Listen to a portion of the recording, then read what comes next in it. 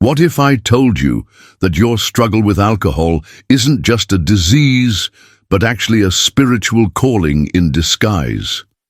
That behind your addiction lies a greater force trying to awaken something sacred within you?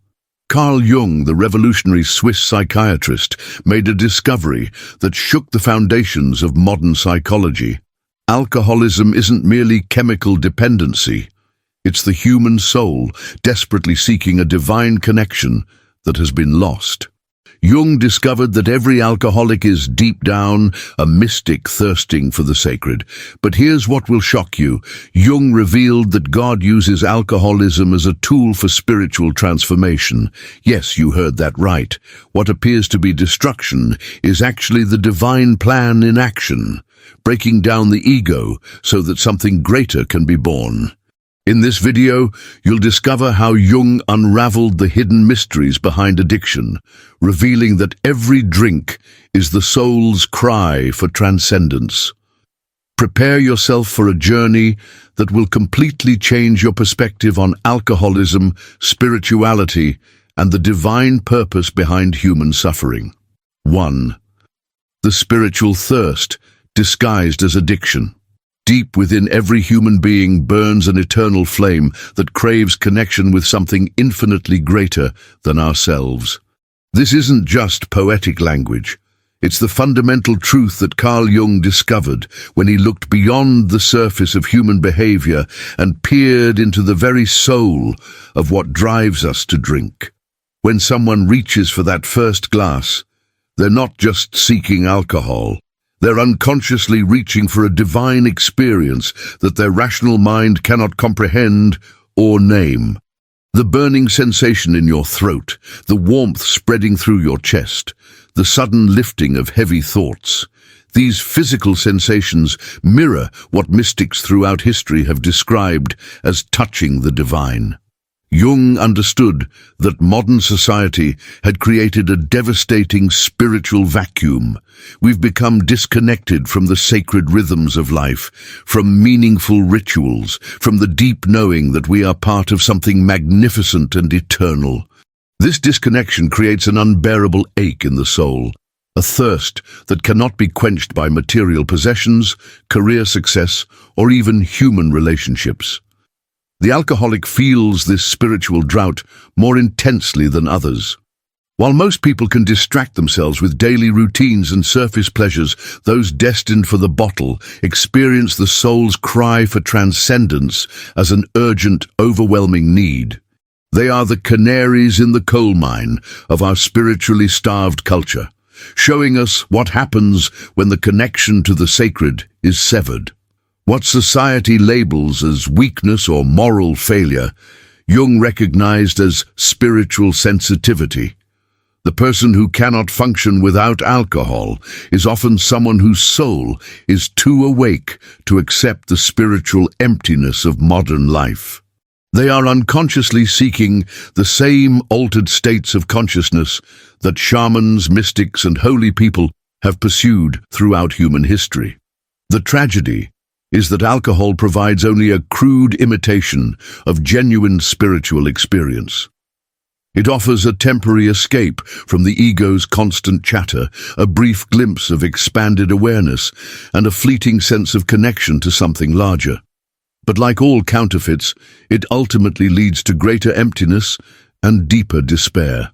Jung observed that the Latin word for alcohol, spiritus, means spirit, and this is no coincidence.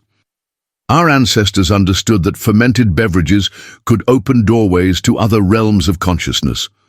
Sacred wines and ceremonial drinks were used in religious contexts precisely because they could temporarily dissolve the boundaries between the human and divine. But when this liquid spirit is consumed outside of sacred context, without proper guidance or spiritual framework, it becomes a destroyer rather than a revealer.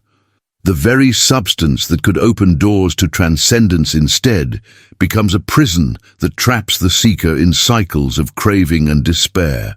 The modern alcoholic is attempting to perform an ancient spiritual practice without the wisdom, community, and sacred container that made such practices transformative rather than destructive. They are trying to break through to the divine, using tools that require spiritual maturity and guidance to handle safely. Jung realized that beneath every addiction lies a holy hunger, the soul's desperate attempt to find its way back to the source of all being. The alcoholic's problem is not that they want too little, but that they want too much. They want the infinite, the eternal, the absolute, and they're trying to find it in a finite substance that can never deliver what the soul truly seeks. This understanding changes everything about how we view addiction. Instead of seeing it as a character flaw or genetic curse, we begin to recognize it as a misdirected spiritual quest. The same longing that drives someone to drink is the same force that has inspired the greatest saints, artists, and visionaries throughout history. The difference lies not in the intensity of the seeking, but in the direction it takes. When properly channeled, this spiritual thirst becomes the driving force behind profound transformation and awakening. When misdirected towards substances or behaviors that cannot satisfy the soul's true hunger, it becomes the source of endless suffering. Understanding this spiritual dimension of addiction is the first step toward genuine healing. It allows us to honor the depth of the seeker's longing, while redirecting that powerful energy towards sources that can actually quench the soul's eternal thirst. 2. The ego in flames. When God breaks down to rebuild. The human ego is like a fortress built from years of conditioning, fear, and false beliefs about who we are and what will keep us safe in this world. It's a structure that most people spend their entire lives reinforcing, adding new walls and defenses to protect themselves from life's uncertainties and pains. But for the alcoholic, God has different plans that require the complete demolition of this carefully constructed fortress. Jung discovered that alcoholism serves as a divine wrecking ball, systematically destroying the ego's defenses until nothing remains but raw, vulnerable humanity. This process is not gentle or kind. It's fierce, relentless, and often terrifying for the person experiencing it. But within this apparent destruction lies the most profound act of divine love imaginable. The ego believes it knows what's best for us. It whispers that we need to be in control, that we must protect ourselves at all costs, that we are separate from others and must compete to survive. The ego builds its identity around roles, achievements, possessions, and relationships, constantly reinforcing the illusion that we are isolated beings struggling alone in a hostile universe. For most people, the ego's strategies work well enough to maintain the illusion of security and control. They can navigate life without ever questioning the fundamental assumptions upon which their identity is built. But the alcoholic's ego is marked for destruction from the very beginning, chosen for a journey that will strip away every false belief and protective mechanism. The alcohol itself becomes the instrument of this divine demolition. Each drink weakens the ego's grip on reality, dissolving the rigid boundaries between self and other, between conscious and unconscious, between human and divine. At first, this dissolution feels wonderful, liberating, expansive, euphoric. The drinker experiences moments of freedom from the ego's constant anxiety and self-judgment. But as the disease progresses, the ego fights back with increasing desperation. It creates elaborate justifications for continued drinking, builds complex systems of denial and rationalization, and employs every defense mechanism in its arsenal to maintain some semblance of control. This is why alcoholism often involves such intricate webs of deception, manipulation, and self-delusion. The ego would rather destroy the body, relationships, career, and reputation than surrender its position as the ruling force of consciousness. It will sacrifice everything it claims to be protecting rather than admit that its fundamental worldview is flawed and its control is an illusion. Jung recognized that this fierce resistance is actually evidence of the ego's intuitive understanding of what's at stake. On some level, the ego knows that genuine recovery means its death and replacement by something entirely different. It fights for survival with the intensity of a cornered animal because it correctly perceives that transformation means the end of its reign. The breaking down process rarely happens quickly or cleanly. It usually involves years of mounting consequences, increasing isolation, and growing desperation. The alcoholic watches helplessly as their carefully constructed life falls apart piece by piece. Jobs are lost, relationships crumble, health deteriorates, and self-respect evaporates. Each loss represents another crack in the ego's fortress. Each moment of powerlessness reveals the illusion of control. Each consequence demonstrates that the old ways of thinking and being are no longer sustainable. The person is being systematically stripped of everything they once believed defined them. This demolition phase is incredibly painful because the ego experiences each loss as a threat to its very existence. The alcoholic feels like they are dying, and in a very real sense, they are. The false self that has ruled their consciousness for so long is indeed dying, making room for something authentic and divine to be born. Jung understood that this breaking down is not punishment, but preparation.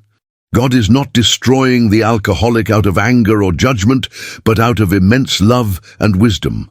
The divine knows that the ego's structure is too rigid and too fearful to allow for the kind of transformation that will bring true peace and fulfillment. The ego must be rendered completely powerless before the individual can discover the infinite power that lies beyond ego consciousness. Pride must be shattered before humility can emerge. Self-will must be defeated before divine will can be embraced. The false self must die before the true self can be revealed. This understanding transforms the entire experience of hitting bottom from a sign of ultimate failure to recognition of divine intervention.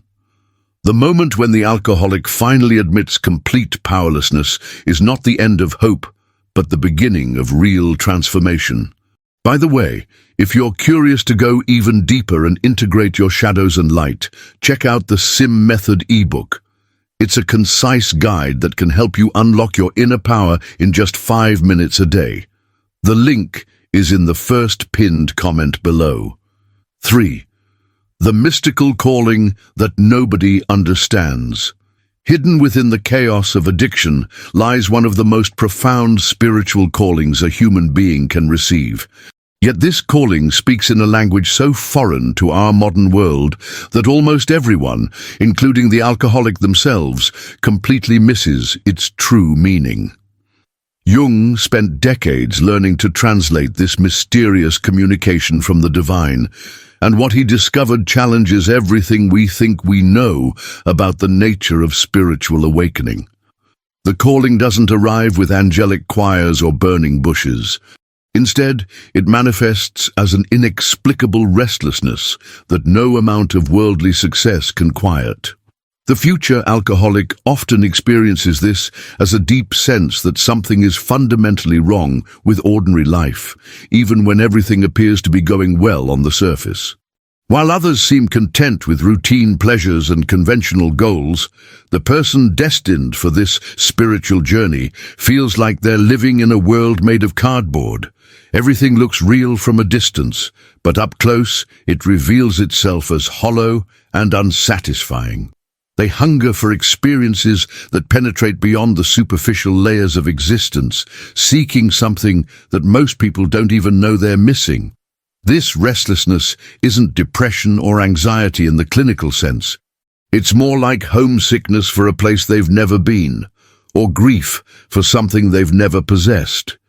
Traditional therapy and self-help approaches often fail to address this longing because they're designed to help people adapt to ordinary reality, not to answer the soul's call for extraordinary experience.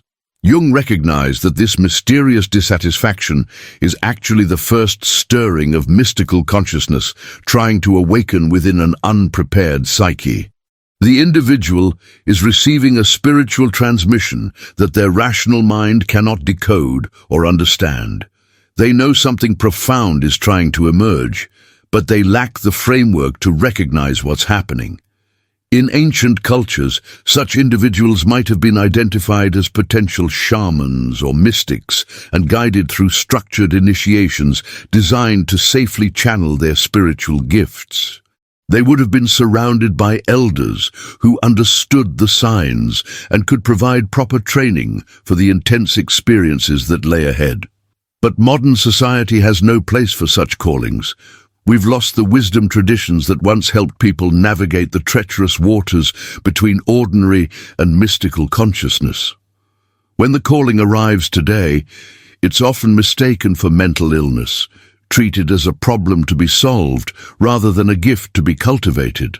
The tragedy is that the very qualities that make someone vulnerable to alcoholism, emotional sensitivity, depth of feeling, inability to be satisfied with surface experiences, are often the same qualities that indicate spiritual giftedness.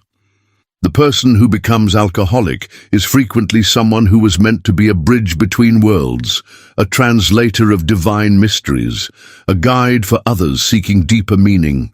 Instead of receiving training in how to handle expanded states of consciousness safely, they stumble upon alcohol as an accidental gateway to altered awareness. The first drink often provides their first taste of what mystics call cosmic consciousness, that sense of unity, boundless love, and infinite possibility that religious seekers spend lifetimes trying to achieve. For someone who has been starving for transcendent experience, this chemical approximation of enlightenment feels like coming home. Finally, they've found something that addresses the deep hunger that nothing else has been able to touch. The relief is so profound that they naturally assume they've discovered the answer to their spiritual seeking. But alcohol is like a crude map of a territory that can only be safely explored with proper preparation and guidance. It shows glimpses of where the journey leads, but it cannot actually transport anyone to the destination. Worse, it becomes increasingly unreliable as a guide, eventually leading the seeker further and further away from their true spiritual home. The calling persists throughout the drinking years, though it becomes increasingly distorted and difficult to hear. It manifests as moments of unexpected clarity during hangovers, as flashes of insight during blackouts, as profound experiences of love and connection that seem to come from nowhere and disappear just as mysteriously. These experiences keep the alcoholic drinking long after the pleasure has vanished, because they provide proof that something extraordinary is still possible. Each drink becomes an attempt to return to those sacred moments, to recapture the feeling of touching something infinite and eternal. Jung understood that the alcoholic's stubborn refusal to accept ordinary sobriety often stems from an unconscious awareness that they're meant for something far greater than conventional recovery. They resist traditional treatment approaches not out of denial or stubbornness, but because their soul knows that simply learning to live without alcohol isn't enough to answer the calling that brought them to this place. The mystical calling requires not just sobriety, but transformation. It demands not just the absence of alcohol, but the presence of authentic spiritual experience. It asks not just for recovery, but for awakening to the divine purpose that has been trying to emerge through their suffering. 4. The sacred chemistry. How alcohol mimics the divine. The human brain contains natural pathways designed to experience the sacred ancient neural networks that evolved to help our ancestors connect with transcendent reality and receive guidance from higher consciousness. These biological mechanisms for spiritual experience represent some of the most sophisticated and mysterious aspects of human neurology. Jung understood that alcohol doesn't create mystical experiences out of nothing. It hijacks and corrupts systems that were originally designed for genuine communion with the divine. When alcohol enters the bloodstream and crosses the blood-brain barrier, it begins a complex dance with neurotransmitters that closely mirrors the biochemical changes that occur during authentic spiritual experiences. The sense of expanded awareness, the dissolution of ego boundaries, the feeling of cosmic connection. These aren't accidents of chemistry, but crude imitations of states that humans are naturally equipped to achieve through spiritual practice. The brain's reward system, which becomes so devastatingly disrupted in addiction, was originally designed to reinforce behaviors that connect us with transcendent reality.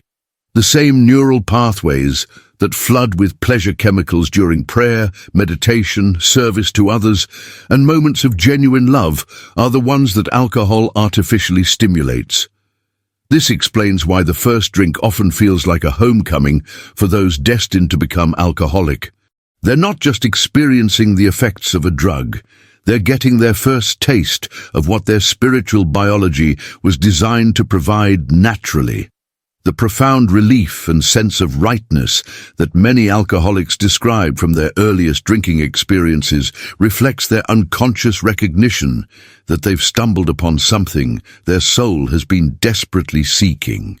Jung discovered that the brain chemistry changes during mystical experiences involve many of the same neurotransmitter systems that alcohol affects, particularly those involving gamma-aminobutyric acid, dopamine, and endorphins.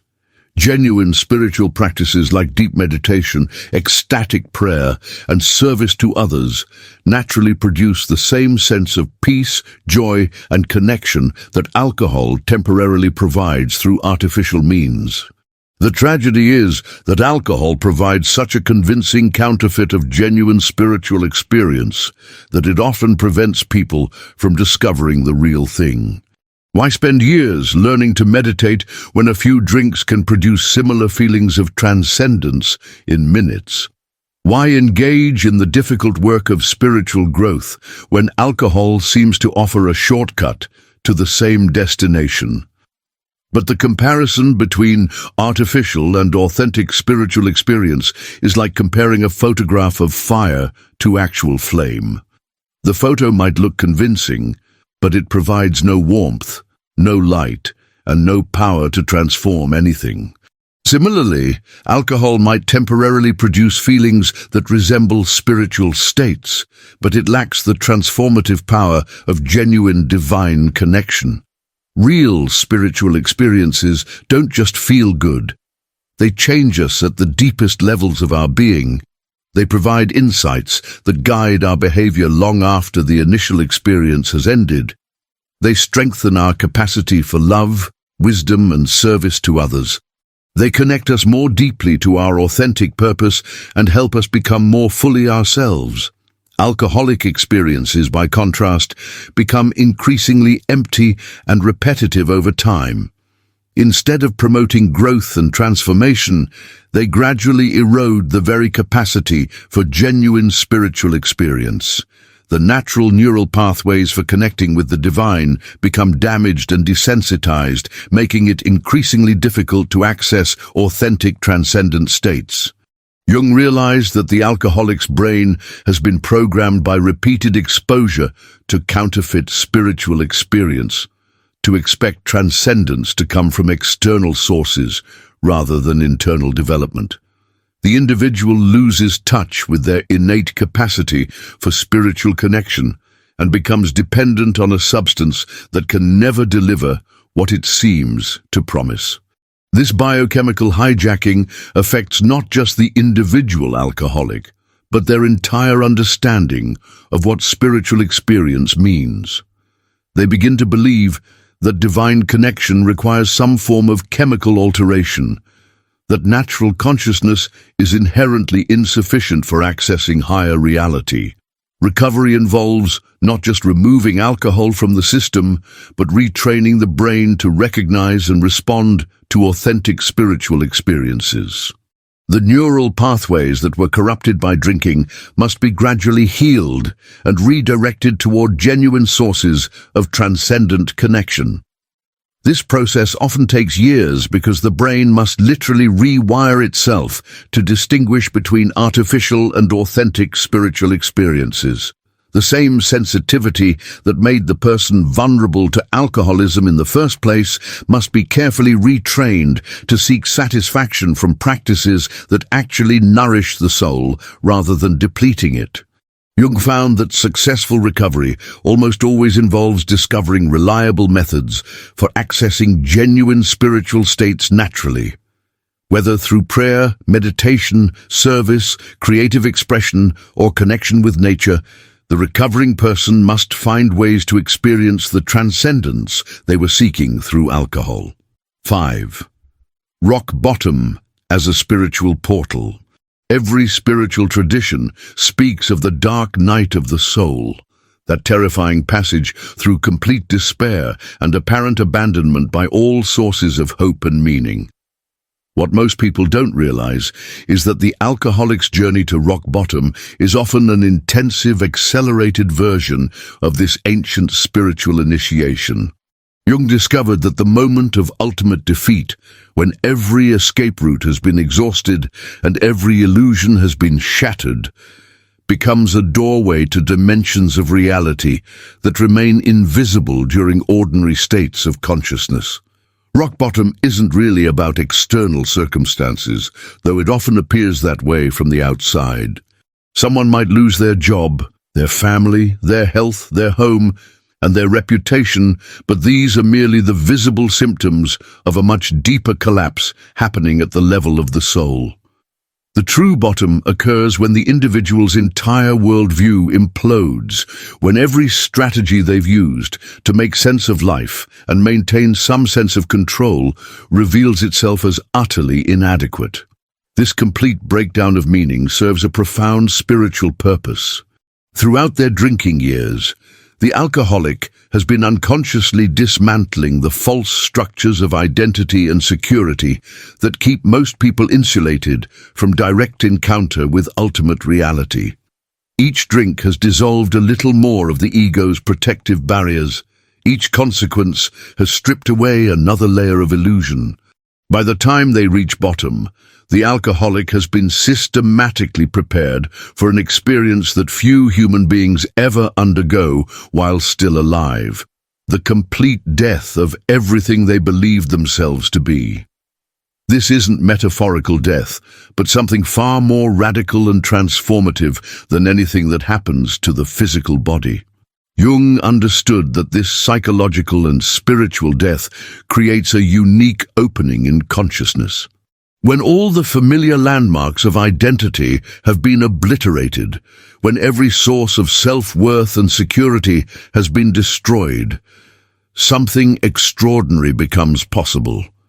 The individual finds themselves standing at the threshold between worlds, stripped of every defense and pretense, naked before the infinite mystery of existence. In this state of absolute vulnerability, barriers that normally separate human consciousness from divine reality become permeable.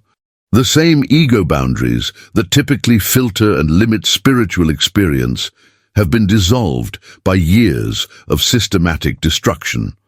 What emerges is often the first authentic encounter with transcendent reality that the person has ever experienced.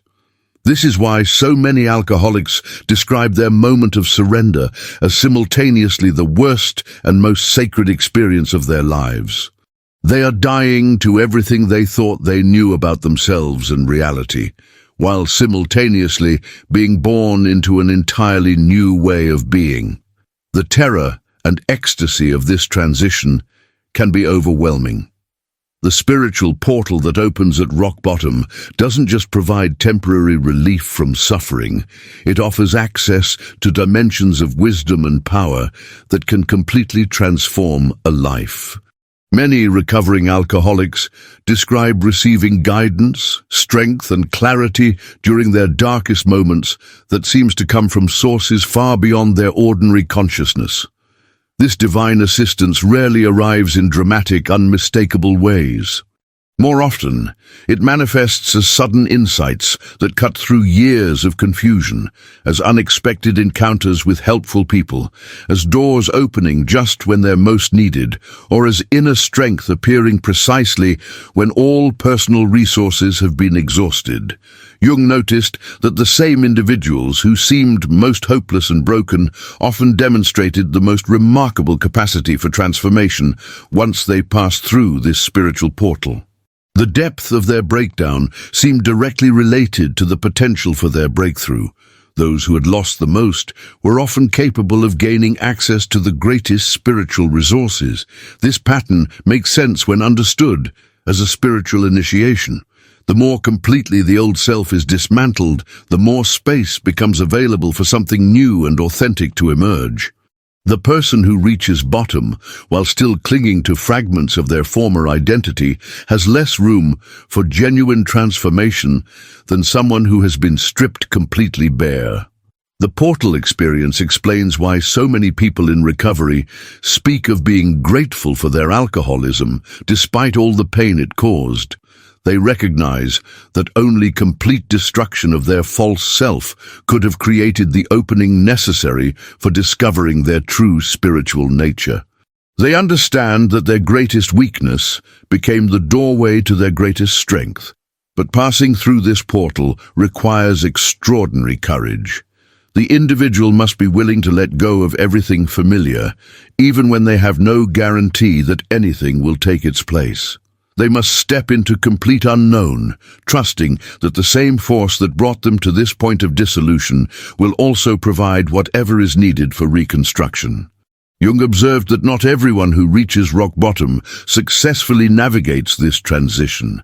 Some become trapped in the portal itself, cycling endlessly between destruction and failed attempts at reconstruction. Others retreat back into familiar patterns of thinking and being, unwilling to complete the journey into unknown territory. The difference often lies in the individual's willingness to surrender completely to the process, rather than trying to maintain some measure of control over their transformation. 6. The alchemical transformation of the addicted soul. The ancient practice of alchemy was never really about turning lead into gold, though countless seekers spent lifetimes trying to perfect that particular chemical reaction. Jung discovered that the true work of alchemy was always about the transformation of human consciousness. The process of converting the base elements of fear, anger, and selfish desire into the precious metals of wisdom, love, and spiritual understanding. What he found absolutely remarkable was that the journey of alcoholism and recovery contains all the essential stages of this mystical transformation process. The alcoholic begins their journey with what alchemists called the prima materia, the raw, unrefined substance that contains infinite potential but appears utterly worthless to the untrained eye. In the case of addiction, this raw material consists of the individual's pain, sensitivity, longing, and desperate hunger for something beyond ordinary experience. These qualities, which society typically views as weaknesses or character defects, actually contain the essential ingredients for profound spiritual development.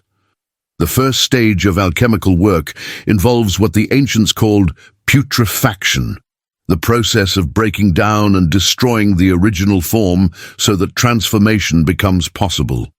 For the alcoholic, this corresponds to the years of active addiction when everything solid and familiar about their life gradually dissolves. Relationships decay, careers crumble, health deteriorates, and self-respect disappears. From the outside, this looks like pure destruction and waste.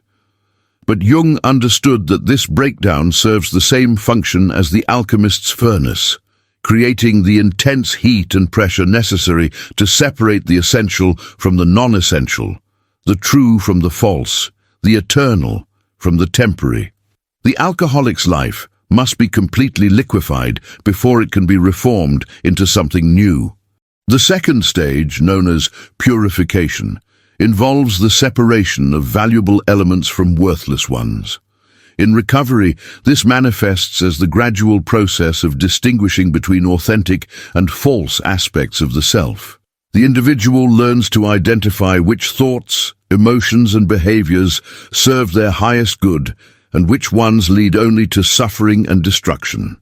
This purification isn't accomplished through willpower or positive thinking, but through the development of what alchemists called discrimination, the ability to perceive truth directly without being misled by appearances or wishful thinking.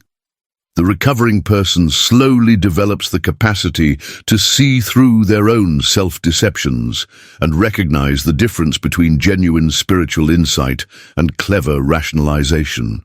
The third stage, called dissolution, involves completely surrendering the ego's attempts to control the transformation process.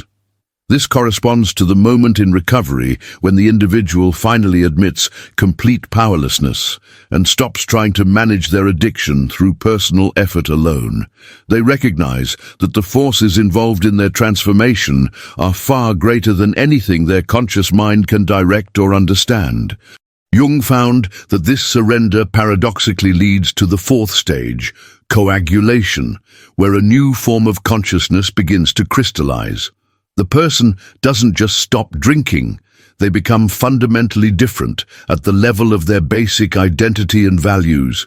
What emerges isn't a repaired version of who they used to be, but something entirely new and unprecedented.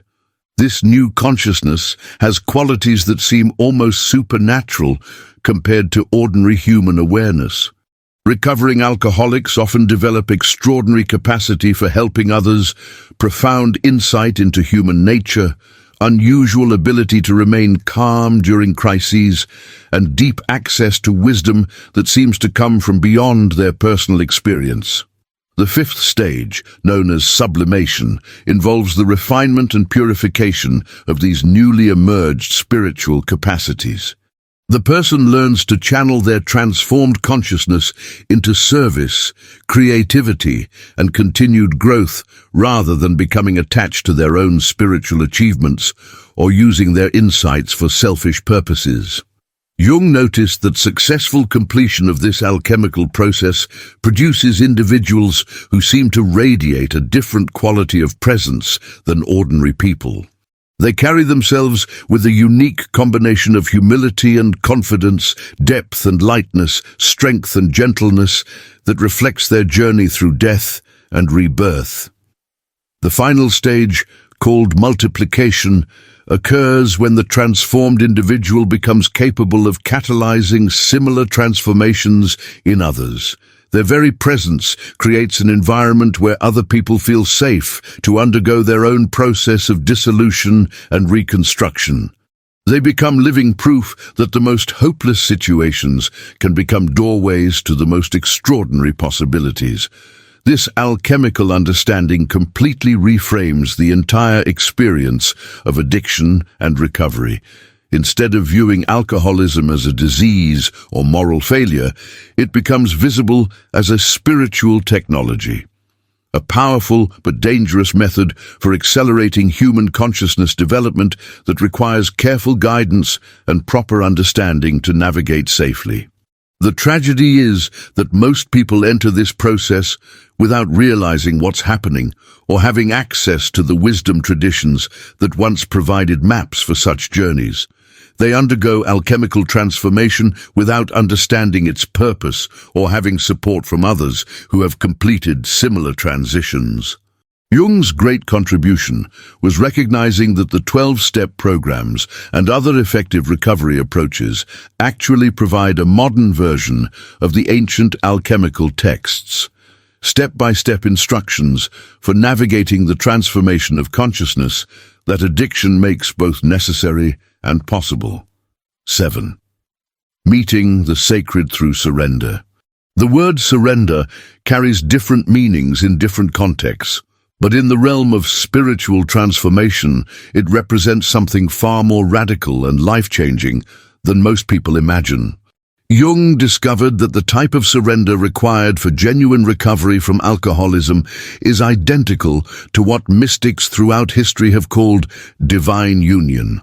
the complete relinquishing of personal will in favor of alignment with a wisdom and power infinitely greater than individual consciousness.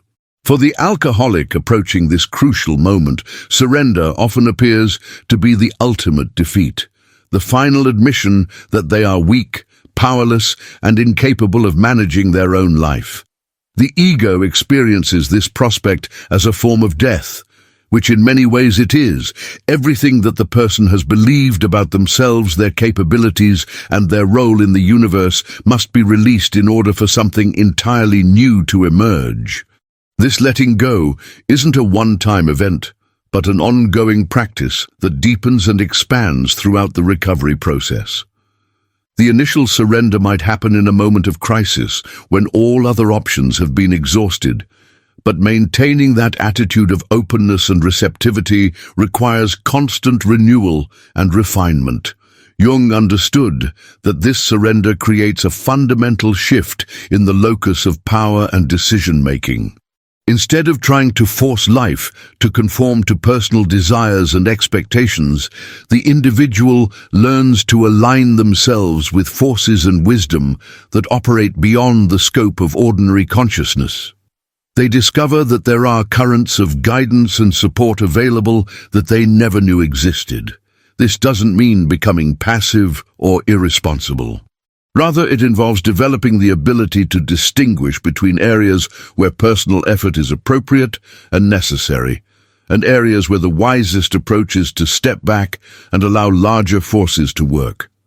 The recovering person learns to act with full commitment and energy, while simultaneously holding their plans and outcomes lightly. The sacred dimensions of surrender become apparent when the individual begins to experience responses to their letting go that seem to come from beyond their personal resources. Doors open that were previously locked, solutions appear for seemingly impossible problems, and strength manifests precisely when it's most needed. These experiences of divine assistance rarely arrive in dramatic, unmistakable ways that would satisfy the skeptical mind. Instead, they typically manifest as subtle synchronicities, helpful encounters, and inner guidance that could be explained as coincidence by someone determined to maintain a purely materialistic worldview. But for the person learning to surrender, these events begin to form a pattern that suggests intelligent, loving responses to their willingness to let go. Jung noticed that the quality of surrender makes an enormous difference in the type of assistance that becomes available. Reluctant or partial surrender, letting go only when forced to by circumstances, tends to produce minimal results. But when someone surrenders completely and wholeheartedly, treating it as a sacred act of faith rather than a desperate last resort, the response from the universe often seems almost miraculous. This complete surrender requires facing and releasing layers of fear that most people never have to confront. Fear of losing control, fear of being abandoned, fear of making mistakes, fear of being judged, fear of the unknown. All of these must be acknowledged and offered up in order for genuine surrender to occur. The process often involves what feels like a series of smaller deaths as different aspects of the ego's control are gradually relinquished. Each letting go can feel terrifying in the moment, but it also creates space for new capacities and awareness to emerge. The person discovers resources within themselves that they never knew existed, because those resources only become accessible when personal willpower steps aside. One of the most profound aspects of this surrender is the discovery that what the ego feared would be destruction actually leads to the greatest expansion and empowerment the individual has ever experienced. By giving up the exhausting struggle to control outcomes, they gain access to a type of effortless effectiveness that far exceeds what personal effort alone could ever achieve. The sacred nature of this surrender becomes especially apparent in how it transforms the person's relationship to other people and to life itself. Instead of approaching relationships as transactions designed to meet personal needs, they begin to experience genuine love and service as natural expressions of their expanded consciousness.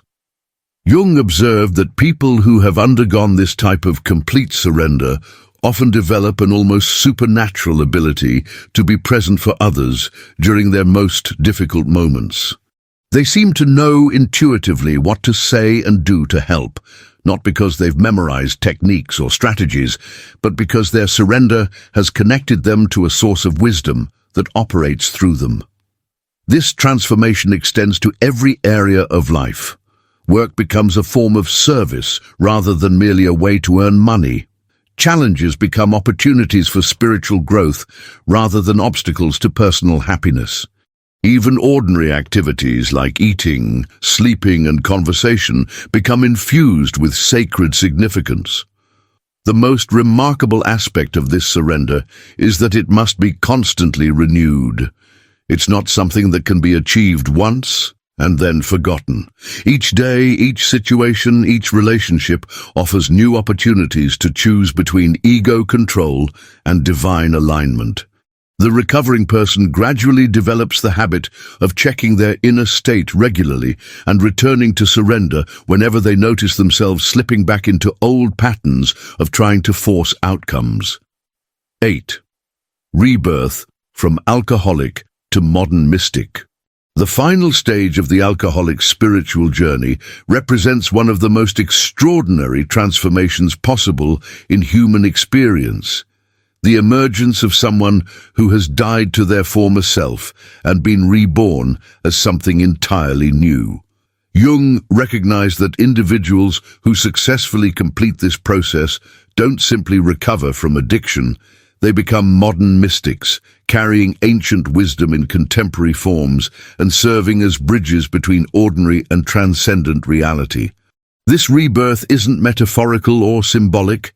It involves actual changes in consciousness, perception, and capacity that are so profound that the person's friends and family often remark that they seem like a completely different individual.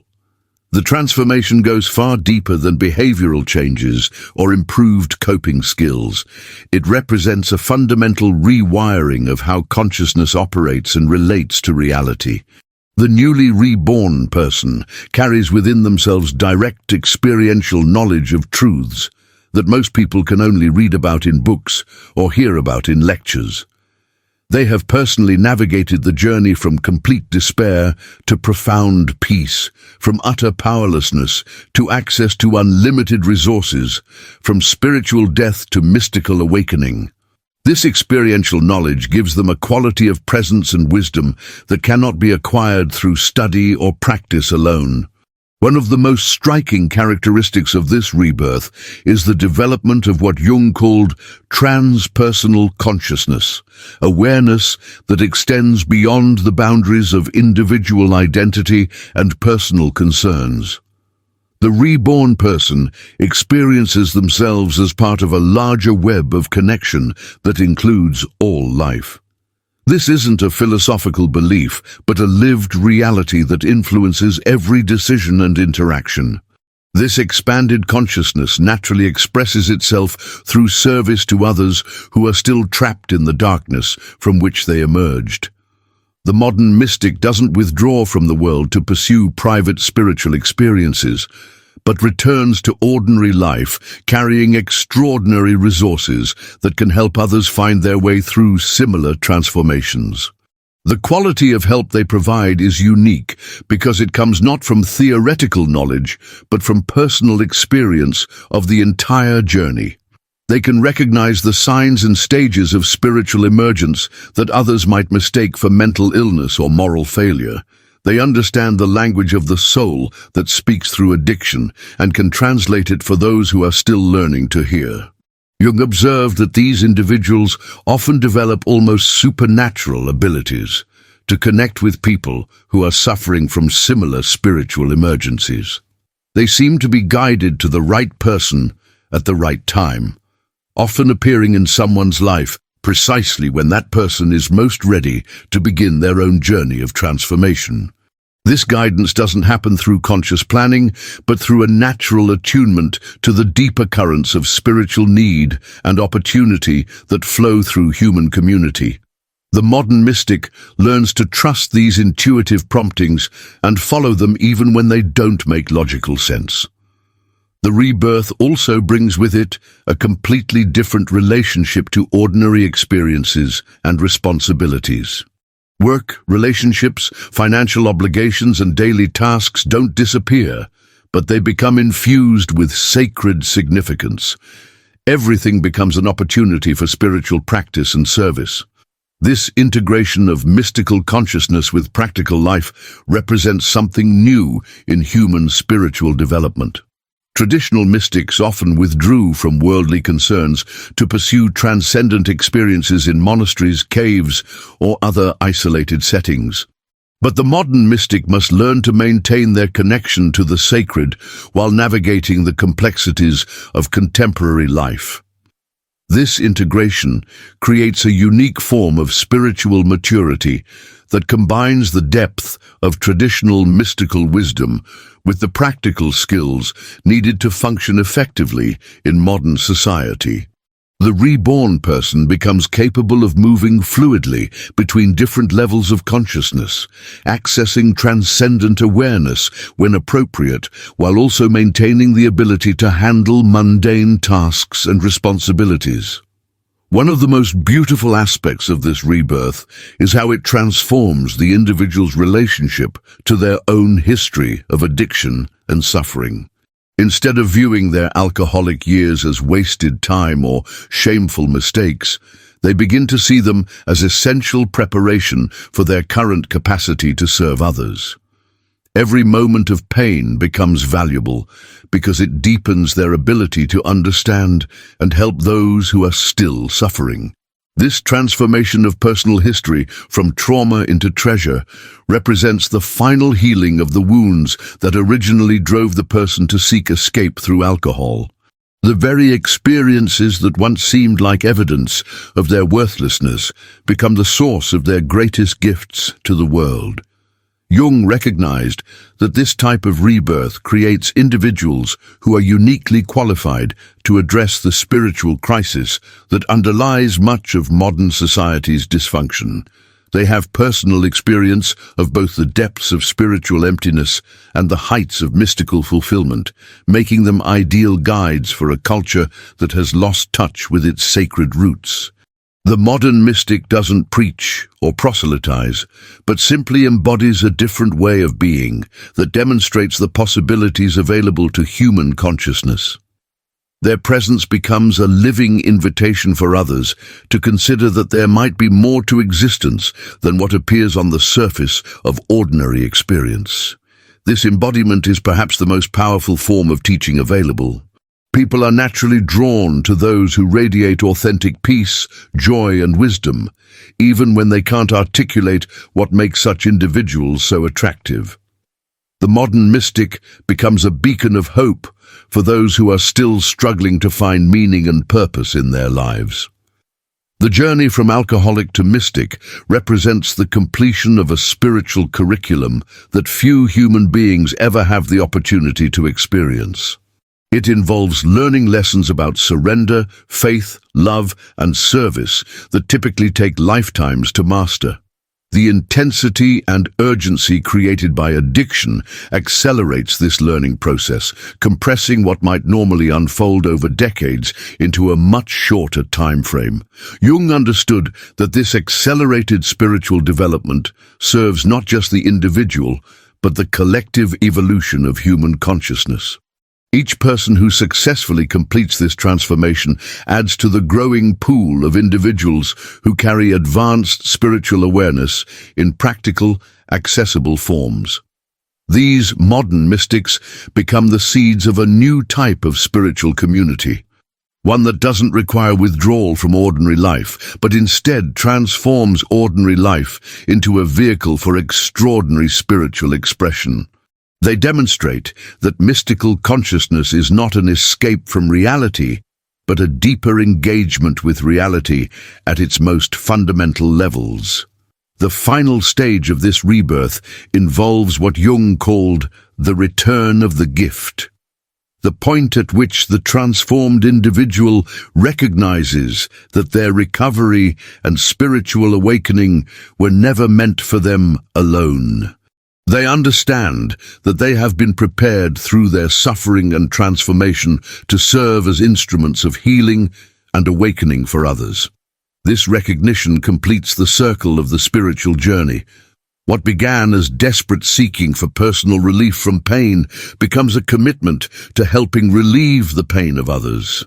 The individual discovers that their greatest fulfillment comes not from pursuing personal spiritual experiences, but from facilitating the spiritual emergence of those who are ready to begin their own journey of death and rebirth. In this way, the alcoholic's journey becomes a perfect mirror of the greatest spiritual teachings throughout history. That true salvation comes not through avoiding suffering, but by transforming it into compassion, not through gaining power for oneself, but through empowering others, not through escaping the human condition, but through revealing the divine potential hidden within it.